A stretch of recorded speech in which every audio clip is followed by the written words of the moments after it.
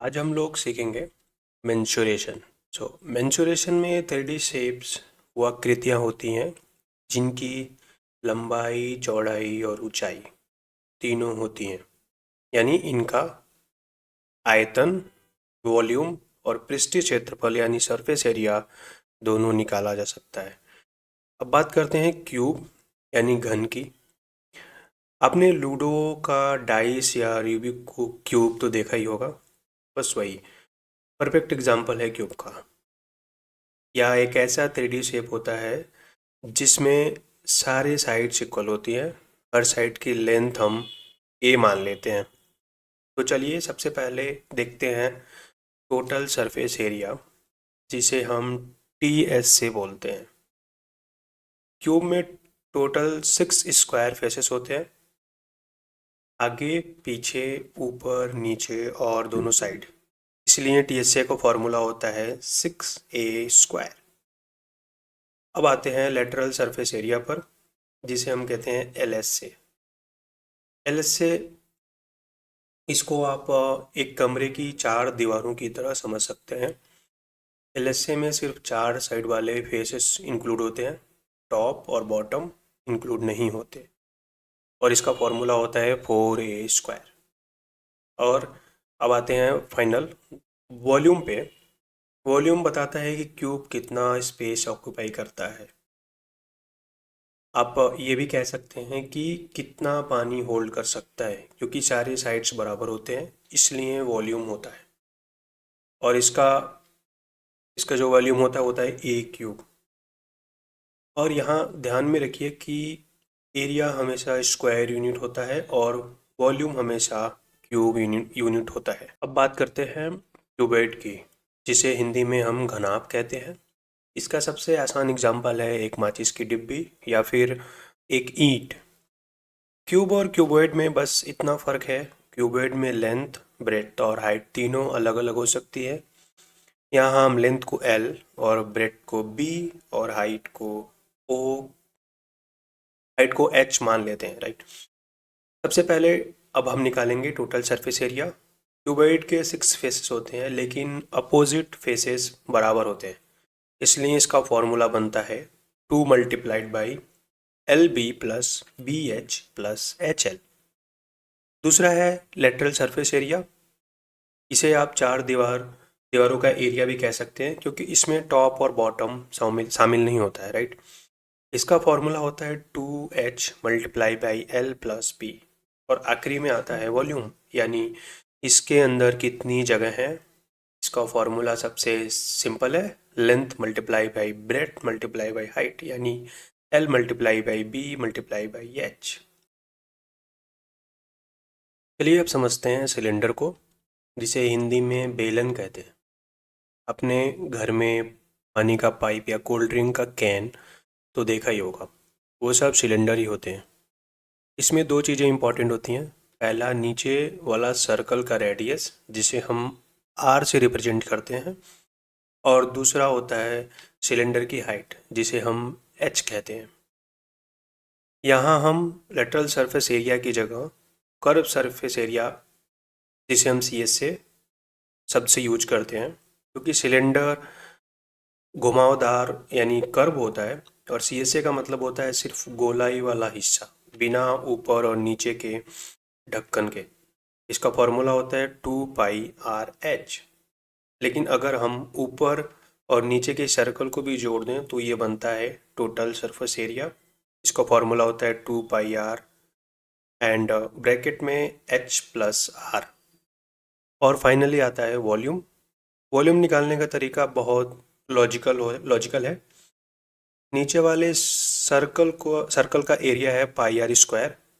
अगर हम इसे हाइट H से मल्टीप्लाई कर दें तो पूरा पूरा वॉल्यूम मिल जाता है। इसलिए वॉल्यूम का फॉर्मूला होता है πr²। अब आते हैं कोन पर, जिसे हिंदी में शंकु कहते हैं। इसका सबसे बढ़िया एग्जाम्पल है आइसक्रीम का कोन या बर्थडे वाली टोपी। कोन में 3 चीज़ें होती हैं, नीचे वाले सर्कल का रेडियस R, सीधी खड़ी हाइट H और सबसे इम्पॉर्टेंट इसकी स्लैंट हाइट यानी तिरछी ऊंचाई। जिसे हम आई से लिखते हैं।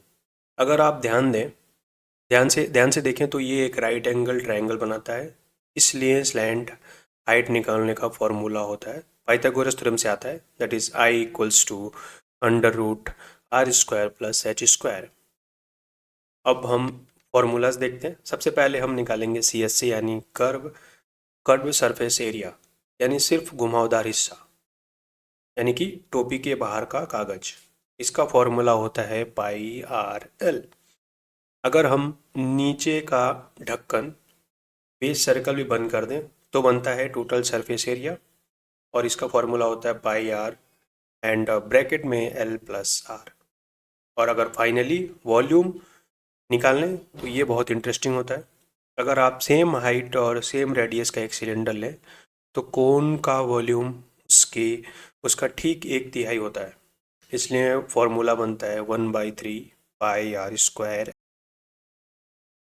अब आते हैं स्फेयर, जिसे हम हिंदी में गोला कहते हैं। ध्यान दीजिए, ये सर्कल नहीं, सर्कल 2D होता है जैसे बैंगल, और स्फेयर 3D होता है जैसे क्रिकेट बॉल।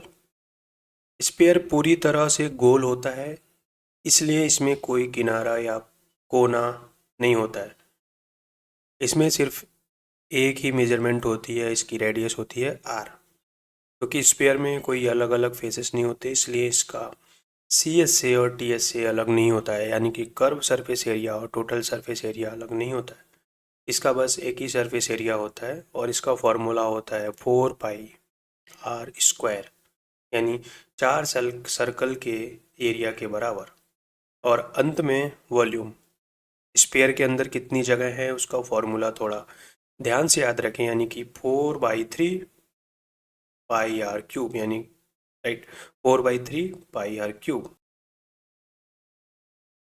अगर हम एक स्फेयर गोले को बीच बीच बीच से ठीक आधा काट दें तो हमें मिलता है हेमिस्फेयर, जिसे हिंदी में हम अर्धगोला कहते हैं। इसका सबसे कॉमन एग्जांपल होता है कटा हुआ नींबू या एक कटोरा, बाउल। इसके इसमें इसमें फॉर्मूलाज थोड़े बदल जाते हैं।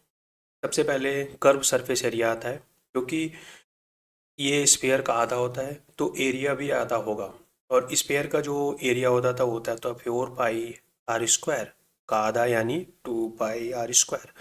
तो जो हमारा CSA होगा वो होगा 2 पाई आर स्क्वायर। लेकिन यहाँ पे ध्यान देने की बात है टोटल सरफेस एरिया। जब हम नींबू काटते हैं तो ऊपर एक फ्लैट सर्कल भी बनता है, तो हम CSA जो होता है हमारा CSA 2 पाई आर स्क्वायर में उस ऊपर वाले सर्कल का एरिया, यानी कि पाई आर स्क्वायर जोड़ देते हैं, इसलिए TSA बनता है, दैट जो होता है 3 पाई आर स्क्वायर। और वॉल्यूम सीधा स्फेयर का आधा होता है, वहाँ 4/3 था, यहाँ 2/3 हो जाएगा। तो फॉर्मूला हो जाएगा हमारा 2/3 पाई आर। अब बात करते हैं प्रिज्म की। प्रिज्म एक ऐसा शेप होता है जिसका टॉप और बॉटम बिल्कुल सेम होता है, चाहे वो ट्रायंगल हो, स्क्वायर हो या हेक्सागोन। इसके फॉर्मूलाज रटने की ज़रूरत नहीं होती है। लॉजिक समझिए, मान लीजिए बेस का एरिया B और हाइट h है, तो वॉल्यूम निकालने के लिए बस नीचे के एरिया को हाइट से मल्टीप्लाई कर दीजिए, तो फॉर्मूला बनता है base area multiply by height. और अगर इसका हम लेटरल सरफेस एरिया चाहिए, यानी सिर्फ साइड की दीवारें, तो हम बेस के पेरीमीटर को हाइट से मल्टीप्लाई करते हैं, यानी कि तो फॉर्मूला होता है perimeter of base multiply by height. आखिरी शेप है पिरामिड। इसका फर्क प्रिज्म से ये है कि ये ऊपर जाके एक पॉइंट पर मिल जाता है, that is pointed top. And Egypt के पिरामिड इसका सबसे क्लासिकल एग्जांपल होते हैं। यहाँ भी हम मानते हैं कि बेस एरिया B और हाइट h है, और वॉल्यूम का कॉन्सेप्ट वही है जो कोन में था। अगर बेस और हाइट सेम हो तो पिरामिड का वॉल्यूम प्रिज्म के वॉल्यूम का 1/3 होता है, इसलिए इसका फॉर्मूला जो होता है वो होता है 1/3 multiply by base area multiply by height, यानी कि 1/3 multiply by B multiply by H।